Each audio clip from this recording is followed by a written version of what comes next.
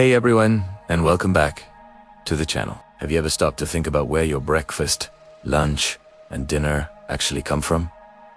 I mean, really think about it. We pop into the supermarket, grab a carton of milk, a loaf of bread, maybe some apples and chicken, and we don't give it a second thought. But the journey of that food to your plate is an incredible story that stretches across the globe and back through thousands of years of human history. Today, we're diving deep into the amazing world of our food. Most of what we eat, whether it's juicy fruits, crisp vegetables, the grains that make our pasta and bread, or the milk and meat we enjoy, comes from a system of agriculture. That means we're relying on plants that are intentionally grown and animals that are specifically raised for us to eat. It sounds simple, but it's a fantastically complex and fascinating process. Let's start with plants. Think about a field of golden wheat swaying in the breeze, or a vibrant green paddy field filled with rice. These are two of the most important grains for humanity, but you'll rarely find them growing side by side in the same region.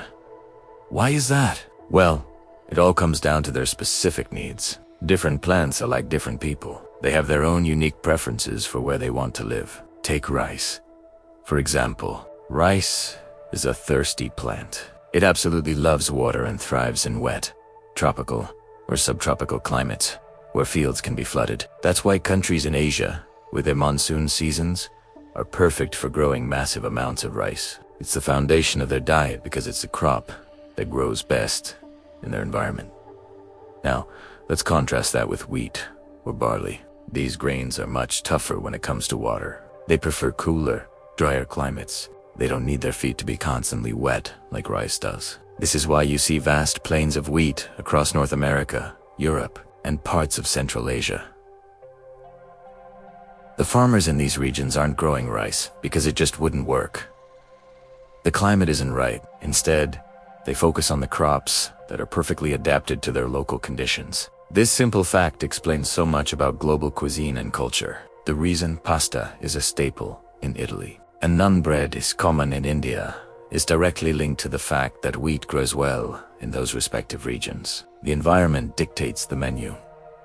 It's not just about water either. Different plants need different types of soil, different amounts of sunlight, and different temperature ranges to flourish. Some crops, like potatoes, do well in cooler, mountainous regions, while others, like bananas and mangoes, need tropical heat. This incredible diversity is why farmers around the world have become experts in their local geography, learning over generations which crops to grow and when to plant them. So, the next time you eat a salad with lettuce from one country and tomatoes from another, you're tasting a delicious puzzle of global agriculture, pieced together by climate and conditions. The same principle applies to the animals we raise for food, like milk, cheese, and meat. Just like plants, different animals are better suited to different environments. Let's consider a classic example: sheep and goats versus cattle. Imagine a dry, rugged, hilly landscape. It's steep, the soil is thin, and there isn't a lot of lush grass. This kind of place would be really tough for a large, heavy animal like a cow. Cows need plenty of rich pasture and relatively flat land to graze on. They're big animals with big appetites. But for a sheep or a goat, this rocky terrain is practically a paradise. They are incredibly agile and sure-footed, able to navigate steep hillsides with ease. Plus, they aren't picky eaters. They can survive on tougher, scrubbier plants that a cow would turn its nose up at. This is why in many mountainous regions around the world, like in parts of the Mediterranean or the Scottish Highlands, you see huge flocks of sheep and goats. They are perfectly adapted to thrive where cattle would struggle. They can turn sparse vegetation on difficult land into valuable milk, wool, and meat. So, just as a farmer in a wet region grows rice, a herder in a dry, hilly area raises goats. It's all about working with the environment, not against it. This shapes entire economies and ways of life. Think about the famous cheeses made from sheep's or goat's milk, like feta or chiver. These traditions developed in places where those animals were the most logical and efficient livestock to keep. This entire system of carefully selecting plants and animals for specific locations feels so normal to us now. It's how the world has worked for a very long time. But it's crucial to remember that this wasn't always the case. For the vast majority of human history, We didn't produce our own food at all. If we rewind the clock, past the first farms and the first cities, we find our ancestors living as hunter-gatherers. Their supermarket was the wild world around them. They hunted wild animals, fished in rivers and oceans, and gathered edible plants, fruits, nuts, and roots. Their diet was completely dependent on what nature provided, season by season. They didn't plant seeds and wait for them to grow.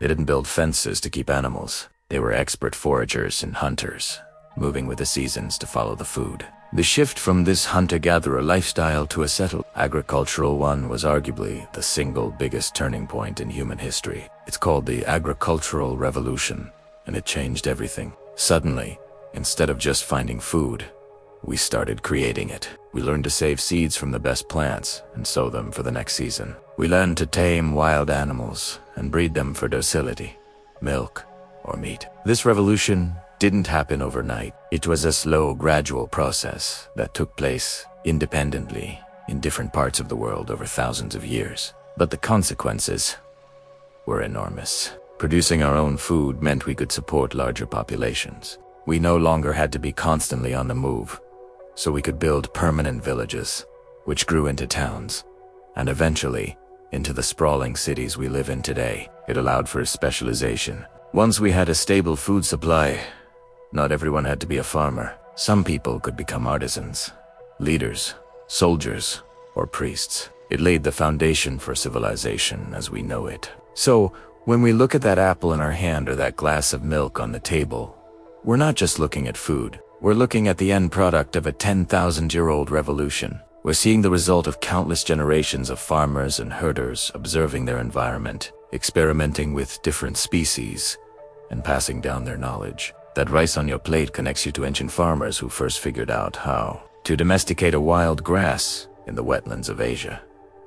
That slice of cheese connects you to herders in a mountain village who learned that goats were the key to survival in their rugged home. Our modern food system is a testament to human ingenuity and our ability to adapt and shape the world around us. It's a global network built on the simple principle that different things grow in different places. And it all started with that monumental shift, when our ancestors decided not just to find their next meal, but to grow it themselves. Thanks so much for watching and joining me on this journey through the history of our food. It really gives you a new appreciation for what's on your plate. If you found this interesting, don't forget to hit that like button, subscribe for more deep dives, and share your thoughts in the comments below. See you in the next one.